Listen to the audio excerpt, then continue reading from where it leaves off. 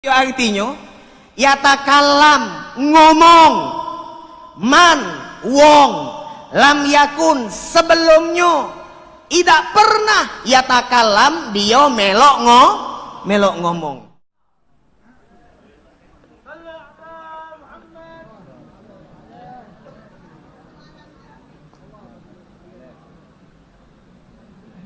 Bismillahirrahmanirrahim.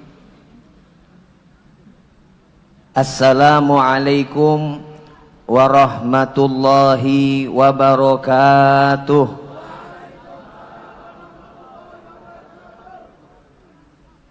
Alhamdulillahilladzi hadana lihadza wa ma kunna linahtadiya laula an hadanallah.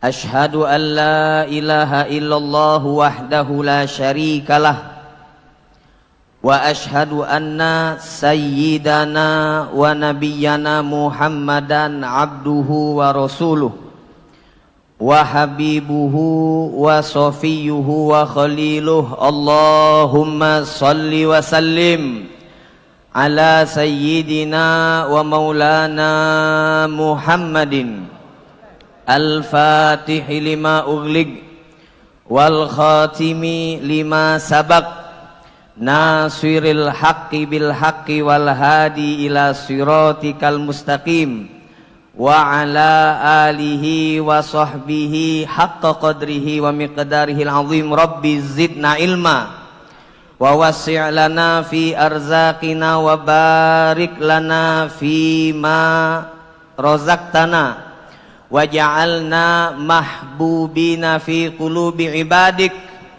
wa izza fi uyunihim waj'alna wujaha fid dunya wal akhirati wa minal muqarrabin ya katsiran nawal ya hasanal fi'al ya qa'iman bila zawal wa ya mubdian bila mithal falakal hamdu walakal minnatu walakas syarafu ala kulli hal wala haula wala quwata illa billah. Amma ba'd.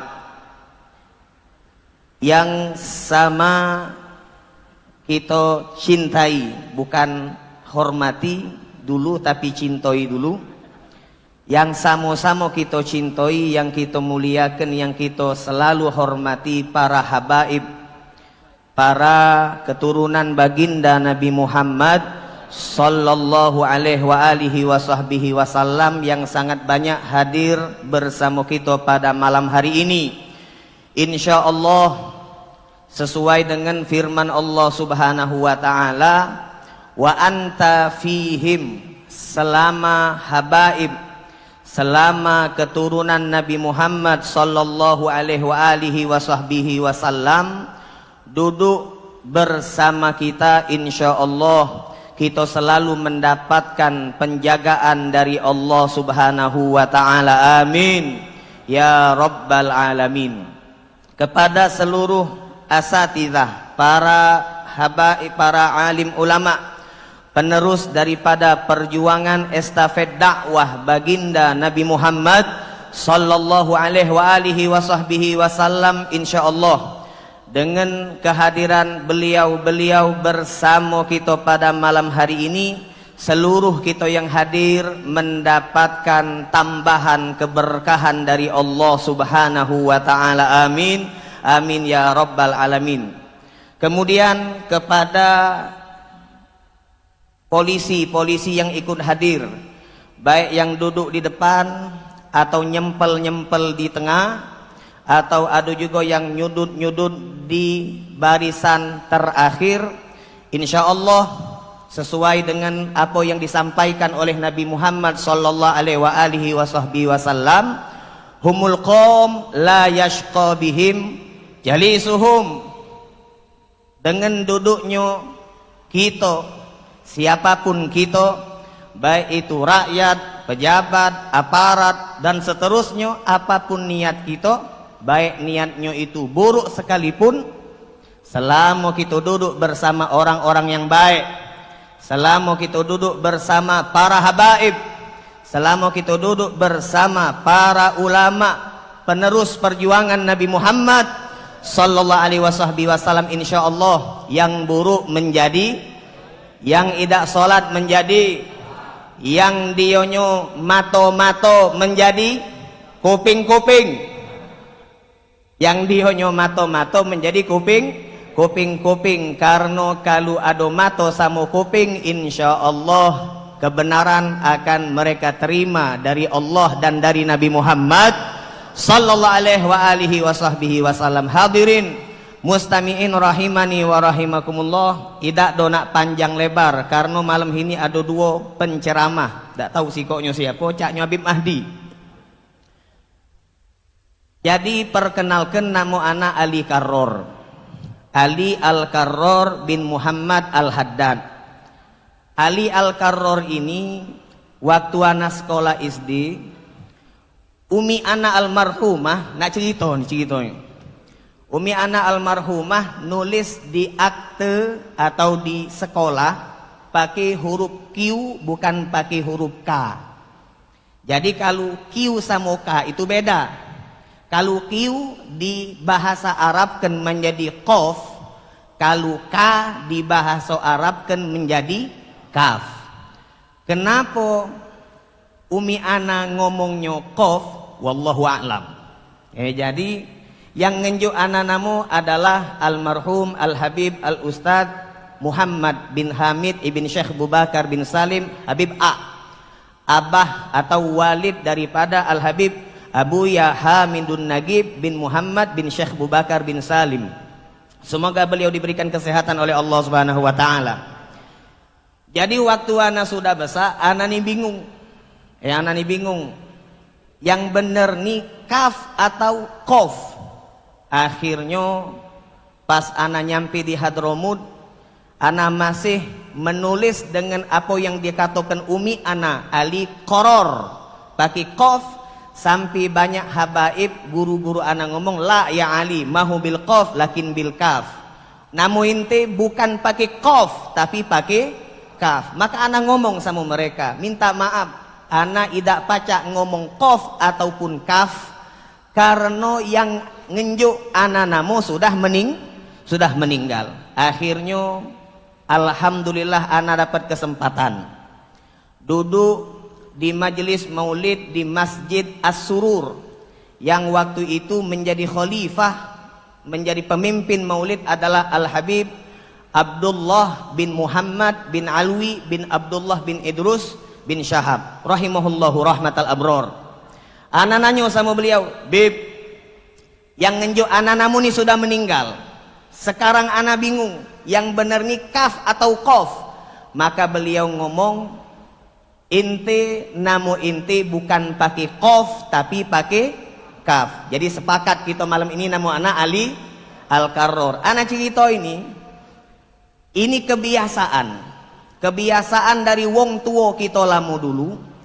Kalau ngenjuk namu anak itu tidak pernah berejo dewek. Ngenjuk namu anak tidak pernah berejo dewek, tapi minta sama habaib, minta sama asatidzah alim ulama yang ngerti tentang makna daripada namu.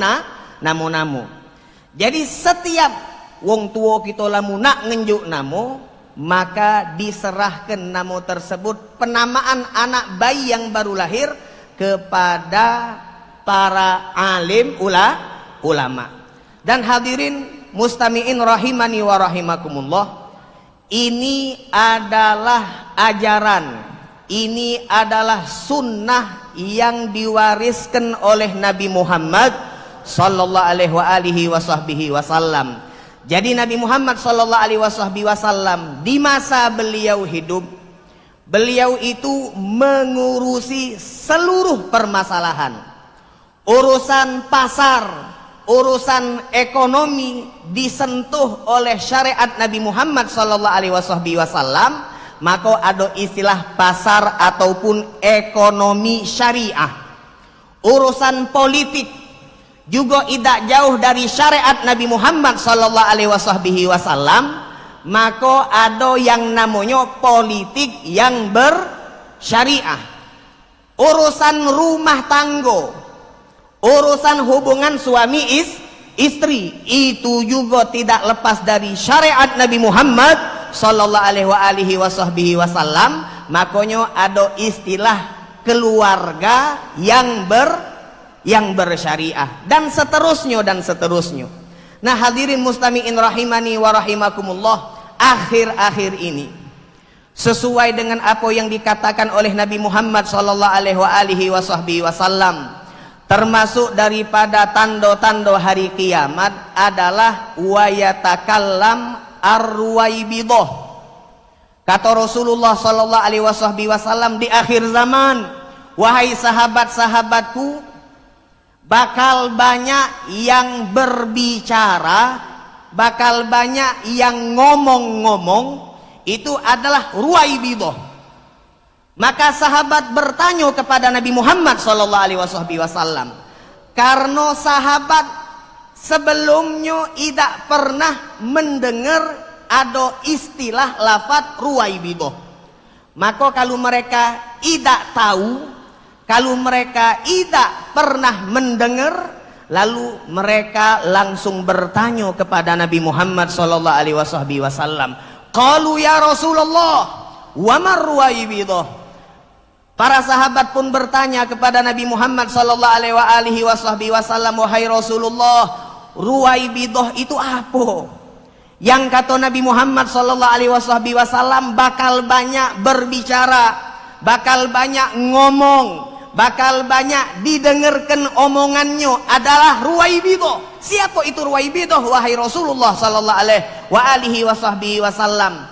Maka Nabi Muhammad sallallahu alaihi wasallam beliau menjawab, ruwaibidah adalah yatakallam man lam yakun yatakallam.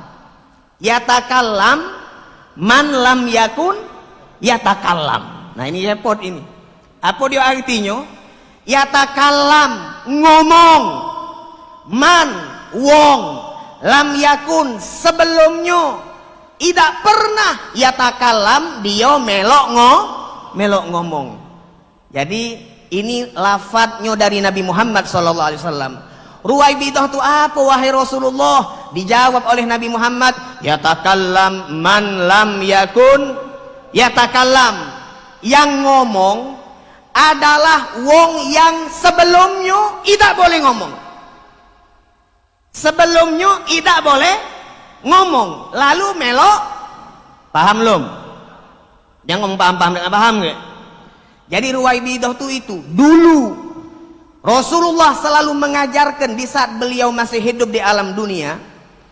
Seluruh sahabat apapun permasalahannya dikembalikan kepada Rasulullah sallallahu alaihi wasallam. Yang lain tidak boleh melok. Rasulullah wafat, kemudian diangkat khalifah penerus perjuangan Nabi Muhammad, Sayyidina Abu Bakar As-Siddiq radhiyallahu taala anhu. Sahabat-sahabat lain kalau ada permasalahan itu dibincangkan dengan sahabat Abu Bakar As-Siddiq, kemudian pemutusnya adalah sahabat Abu Bakar As-Siddiq radhiyallahu taala anhu. Beliau ngomong, yang lain ketika beliau sudah ngomong diam. Kemudian setelah Abu Bakar As-Siddiq, sahabat Abu Bakar As-Siddiq wafat, meninggal, diteruskan dengan Sayyidina Umar. Kemudian seterusnya dan seterusnya. Ini namanya silsilah. Ini namanya mata rantai adab keilmuan. Apapun permasalahan kita wahai hadirin, wahai muslimin, wahai umat Nabi Muhammad sallallahu alaihi wasallam, biasakan apapun permasalahan kita serahkan kepada para alim ulama penerus lisan dakwah Nabi Muhammad sallallahu alaihi wasallam. Cuma sekarang repot. Sekarang nih repot gara-gara ada HP. Gara-gara ada handphone, ada media sosial, akhirnya yatakallam man lam yakun yatakallam. Tak boleh ngomong, melo ngomong. Kita jengoklah fenomena, kata bahasa sekarang ini kan fenomena. Fenomena bahasa Palembangnya itu apa? Fenomena bahasa Palembangnya apa?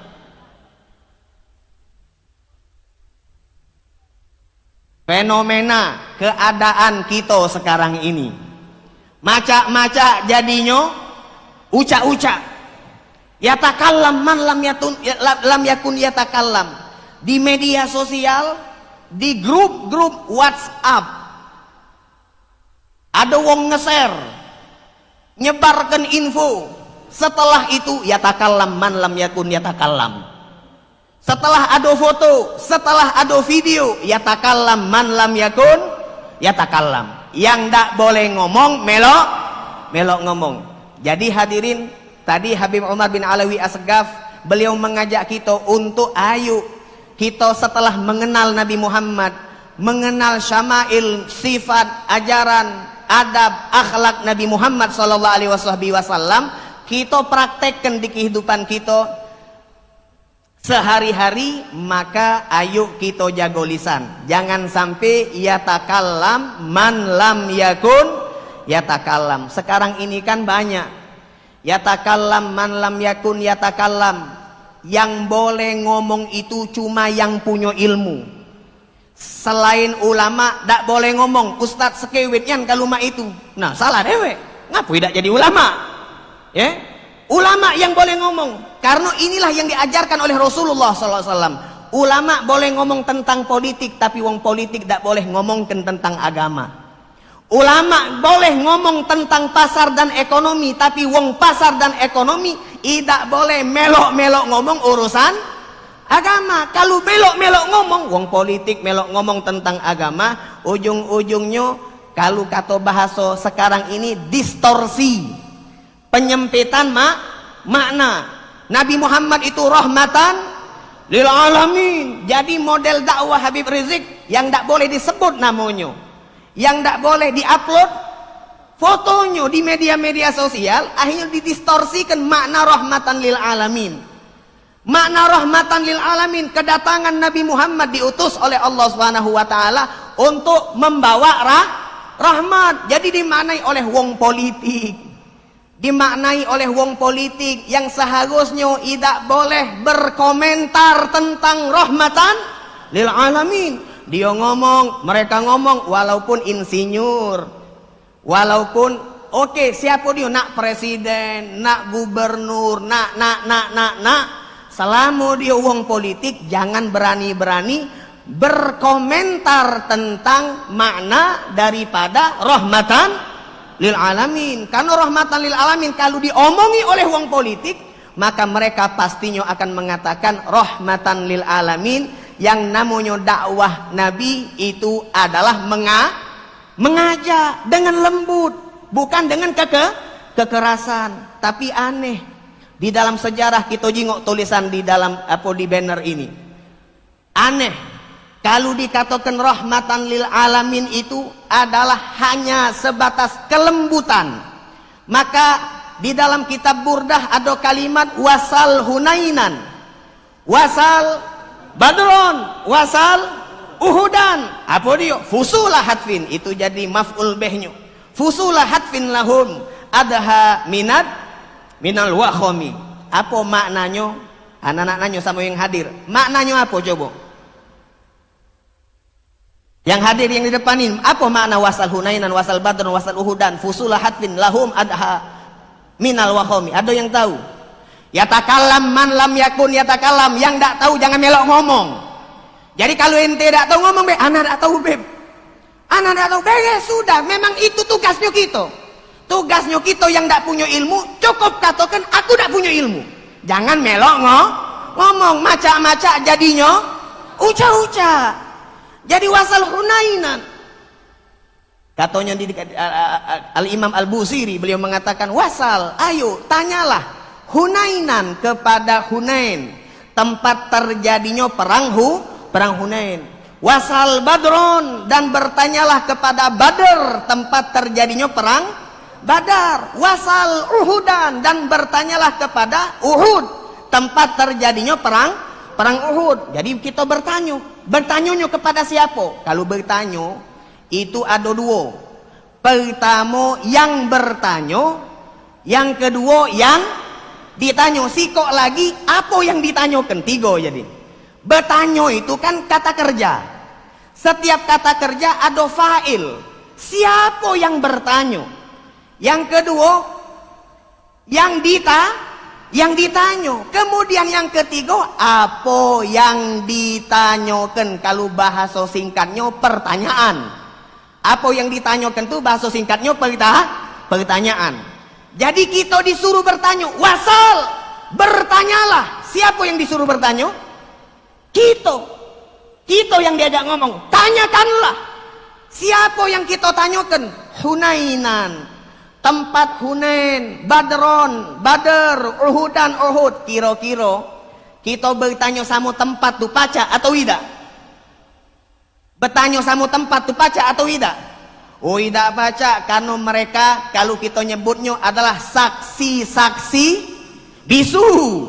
Mereka melihat Hunain, Badr, Uhud, melihat. Apa yang mereka lihat? Perjuangan Nabi Muhammad sallallahu alaihi wasallam di perang Hunain, luar biasa perjuangan Nabi. Di perang Badr, luar biasa perjuangan Nabi. Di perang Uhud, luar biasa perjuangan Nabi Muhammad bersama para sahabat-sahabat Rasulullah sallallahu alaihi wasallam. Apa yang ditanyakan? Apa dia pertanyaannya?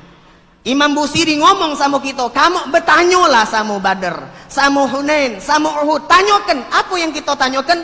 Fusula hatfin lahum adha minal wahomi. Tanyakan mano hebatnya perjuangan fusula hatfin. Apa yang terjadi, yang ditampilkan oleh Nabi Muhammad dan para sahabat beliau di dalam berperang melawan orang-orang kafir. Nah, kira-kira ini kalau Nabi berperang itu, Nabi itu rahmatan lil alamin apa tidak? Nabi berperang, kira-kira Nabi itu rahmatan lil alamin atau tidak? Nah, kamu ragu? Masya Allah. Yang kompak, Nabi berperang, kira-kira rahmatan lil alamin atau tidak? Tidak kompak, orang Palembang, Nabi berperang di perang Hunain, di perang Badr, di perang Uhud. Apakah Nabi rahmatan lil alamin? Rahmatan lil alamin. Perangnya Nabi itu membawa rahmat. Mak mana membawa rahmat padahal yang beliau bawa pedang? Mak mana membawa rahmat padahal yang beliau bawa adalah busur-busur panah, tombak dan seterusnya. Makna rahmatan lil alamin ketika beliau berperang adalah beliau niatkan perang tersebut untuk mengajak musuh tunduk bertauhid kepada Allah Subhanahu wa ta'ala. Wala tamutunna illa. Rahmat yang paling rahmat adalah ketika ada yang ngajak kita supaya kita meninggal dalam keadaan husnul khotimah. Dan yang paling rahmat adalah Nabi Muhammad sallallahu alaihi wasallam. Jadi wong sekarang ini gara-gara yang ndak boleh ngomong melok ngomong, wong politik melok ngomong. Ustadz, kalau ceramah tuh jangan tegak keras-keras, jangan tegas-tegas. Ceramah tuh rahmatan lil alamin. Kalau bahasa Habib Riziknya, ya tak? Melok ngomong, masya Allah. Akhirnya yang seperti inilah yang merusak persatuan Islam. Nah, hadirin mustami'in rahimani wa rahimakumullah. Kemudian Nabi Muhammad sallallahu alaihi wasallam beliau melanjutkan, yatakallam man lam yakun yatakallam wa yunkirul haqqa tis'ata a'syarihim. Zaman yang disebut oleh Nabi sebagai zaman ruwaibidah, pertama yang tidak boleh ngomong melok ngomong, yang kedua adalah banyak 90% manusia yang hidup di zaman tersebut yunkirul haqqa, ingkar terhadap kebenaran. Maka hadirin mustami'in rahimani wa rahimakumullah, beruntung kita di Palembang selama 40 malam di bulan Maulid. Sampai keluar daripada bulan Maulid, kita dididik, kita diajak oleh para alim ulama, oleh para habaib untuk berkumpul, untuk bersatu, untuk mencintai Nabi Muhammad sallallahu alihi wasahbihi wasallam, dengan persatuan, dengan cinta kita kepada Nabi, insya Allah kita akan selalu berada di jalan kebenaran. Yang paling ditakutkan oleh kafir, yang paling ditakutkan oleh Nasrani dan Yahudi adalah persatuan umat Islam. Maka alhamdulillah di Indonesia, di Palembang pada khususnya, kita alhamdulillah meskipun tidak galau-galaunya, tapi alhamdulillah yang kita hadir ini insya Allah kita siap bersama Habibana Rizik, kita siap bersama Al Habib Muhammad Rizik bin Husin bin Syahab. Siapapun kita, apapun pekerjaan kita, dan apapun yang akan kita terima, bukan nak ngajak ribut, tapi kita ngajak bersatu. Dengan persatuan insya Allah Indonesia berkah. Dengan persatuan insya Allah Indonesia menjadi rahmatan lil alamin. Dengan persatuan insya Allah revolusi akhlak. Yang dak sholat jadi sholat gara-gara persatuan, yang dak sholat jadi sholat gara-gara persatuan. Mak manu yang tidak pernah hadir maulid melok hadir maulid.